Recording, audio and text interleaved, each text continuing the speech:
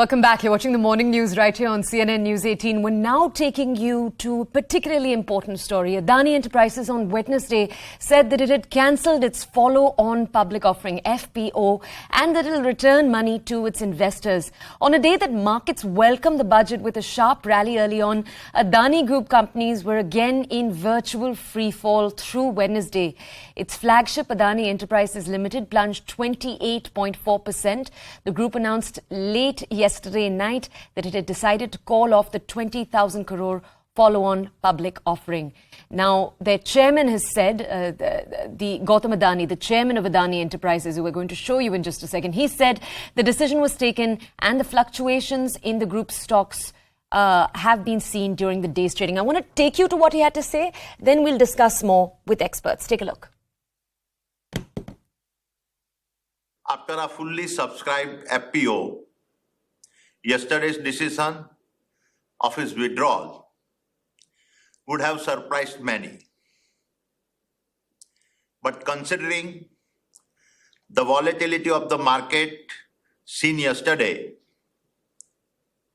our board strongly felt that it would not have been morally correct to proceed with the FPO. It is important for me to confess that whatever little I have achieved in life is due to the faith and trust reposed by them. I owe all my success to them. For me, the interest of my investor is paramount and everything is secondary. Hence, to insulate the investors from potential losses, we have withdrawn the FPO. This decision will not have any impact on our existing operations as well as our future plans. Deeper dive into what that means, let's take a very quick look at political responses coming in. Remember, the parliament is, as we speak, in session. Opposition parties, the Congress, the TMC and a number of other opposition parties have said they are planning to raise the Adani issue in the parliament. They want a discussion on what the Hindenburg report had to say. Remember, the Hindenburg report was published by Hindenburg Research, and essentially what it said is that it presented evidence that the Adani conglomerate had engaged in what they've called was brazen stock manipulation and accounting fraud schemes over the course of decades. Now, my colleague Pallavi is with us right now to bring us more context. Pallavi, we did have some indication that this is something the opposition wanted to do over the last few days. We've also watched the government say in the last few days again and again that they are open to any type of discussion. How are we going to see this play out in the next few hours? See, normally if you go by the parliament procedure, anything which is outside of the parliament is not discussed on the floor of the House. But there has always been a precedence. If you remember the Volcker report, which had involved the then UPA Minister Natwar Singh, and that was regarding India's oil exports and imports, and it was seen as a huge scam and was very much discussed on the floor of the House, and in fact a JPC was set up for that as well, Toya. So I wouldn't be surprised if the government agrees or the Speaker agrees to a debate and discussion on the Hindenburg report, though as of now, what government is saying is that we have not decided, nothing has come up on the table. But what we are certainly picking up is that for the opposition, particularly the Congress, it's going to be a perfect opportunity, according to them, to take on the government. You've been following Rahul Gandhi's tweets, his bites. He's always accused the Prime Minister and the government of being a government which is only for the rich and not meant for the poor. Now look at the timeline of when this entire statement of the Adani Group has come out. It was just late into the evening after the budget had been presented. There was a thumbs up which went for the budget. But now the opposition, which in any case has given a thumbs down to the budget, is going to use this statement by Gautam Adani to hit back at the government, and therefore they want a debate and discussion on this. Can I ask you, Pallavi, in the last few days, Mahua Moitra, the TMC MP, has been particularly vocal on her own Twitter. One of the points she's highlighted is that she said she flagged this entire story months ago. I just want to understand from you, can we see a united front from the Congress and the TMC on this, or would that be too much to expect? Well, I mean, the Trinamool Congress is attending the opposition party meeting, which is going to be held this morning, which is floor strategy meeting, which is routine, which takes place in every session. But yes, TMC is likely to be with the Congress party on the same page. They have been. I mean, the issues of corruption, the alleged corruption, nepotism is something which binds many of the opposition parties together. And frankly speaking, Tora, we see them together in Parliament does not necessarily mean that we're going to see them together outside of Parliament. And I think the most glaring example is that rally we saw in Srinagar where almost no one from the opposition turned up. Because everyone is going to fight for their own political space. So yes, TMC, Congress likely to be, in fact, I would say, would be on the same stage if a debate and discussion is allowed on this topic. And they are certainly going to be giving notices for this and pushing it for it. Okay.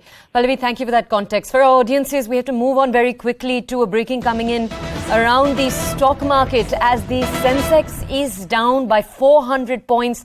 Nifty is down by 145 points.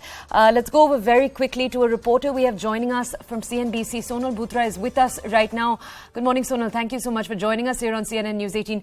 Sonal, I believe Adani stocks are also tanking. Could you just bring us some context on the numbers? Then we'll come to you with deeper questions. Oh, yes. So basically, as you pointed out, it's a very weak opening for our own markets. Sensex is down around 400 points. We have Nifty, which is down around 140 points. And the Adani Group stocks, you were alluding to that as well. Both of them, Adani Ports and Adani Enterprises, both of them are a part of Nifty, are down around 4 to 10% as we speak. Remember, overnight we got the big news that Adani Enterprises has withdrawn their follow-on public offer of around 20,000 crore rupees. And that is something that has rattled some feathers as well.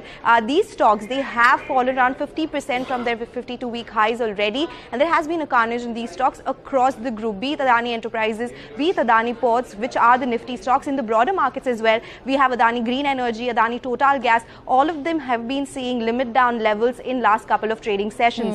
They have lost around 7.9 to 8 lakh crore rupees in terms of market capitalization in last 1 week itself. So that continues to remain the big story that we are tracking. Globally, yes, the cues were great. We saw Fed hiking rates by 25 basis points. So US markets were higher, Asian markets were higher, but it's only our own markets which are underperforming today. And banks too, after this big news that has come in, are down. So the banking index is down around 2%. So all in all, across the board, we are seeing some selling pressure come through, despite the fact that budget was good, except for fewer pockets which were hit. But other than that, it is largely because of this that we are seeing this massive fall in the markets today. Okay, Sonal, if it's all right, could I also ask us to just really break it down for our viewers? What is an FPO? Could you tell us that? We were also hearing, obviously, that FPO was oversubscribed. What did that mean, and how should we read what the Adani Group has decided to do as of yesterday night? So, well, what really happens here is they had set a price. In a follow-on public offer is after an IPO, you ask your investors to, you raise more funds basically for your day-to-day working capital and for other purposes as well. So that's exactly what Adani had gone ahead and done. They said that they will be raising 20,000 crore rupees in order to increase retail participation in the group, so to say, Adani Enterprises specifically, and also use it for growth in the business as well. Now, when this price came around 3,000 rupees, before that itself, that was the floor price. That was the minimum that a retail investor would have had to pay. But right now, the price is almost 1,000 rupees below that floor price already. So towards the end, yes, the subscription was oversubscribed. The FPO subscription should be around 90%. They actually did it around 112%. So it did sail through. But it got a lot of support coming in from QIBs, from HNIs, but retail portion was still less. And also because the current market price is much lower than what the FPO price was. So that's why they issued a statement yesterday that since the price is lower, the market conditions are so volatile. Adani Enterprises stock was down 28% in yesterday's trading session. So they went ahead and said that it's not morally correct to actually take ahead this FPO. They will be returning all the money to investors as well because they have actually invested at a higher price than the current market price. So that is something which is in focus. Of course, we'll try and understand what the impact of this could be because 20,000 crore rupees is a big amount that will not come into the company. But they say they will actually analyze and monitor the market situation and decide whether they want to go ahead with it later or not. Okay, so